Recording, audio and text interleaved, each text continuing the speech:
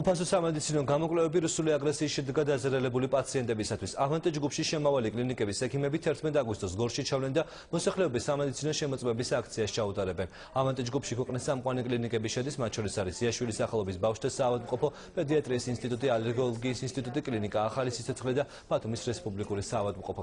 მედიკოსების ჯგუფში ყველა პროფილის ექიმები იქნებიან და რუსული აგრესიის შედეგად დაზარალებულებს გამოკვლევის ფართო სპექტრს შესთავაზებენ. ტესტების მიხედვით ჩვენ გამოვიკვლევთ ყველა ბავშვს, რომ თქვენს რომ 1 სექტემბრიდან იმართება აქცია აგვისტოს ომის კვირეულის ფარგლებში. პრაქტიკულად ჩვენ ამ აქციას დავხურავთ, ჩვენი აქციით დავხურავთ კვირეულს. ეს მოხდება გორში, კომპაქტურად არის ჩასახლებული თქვენ იცით დევნილები კარალეთის, სოფელ კარალეთის ტერიტორიაზე, ასევე იქ არის ორი ჩასახლება.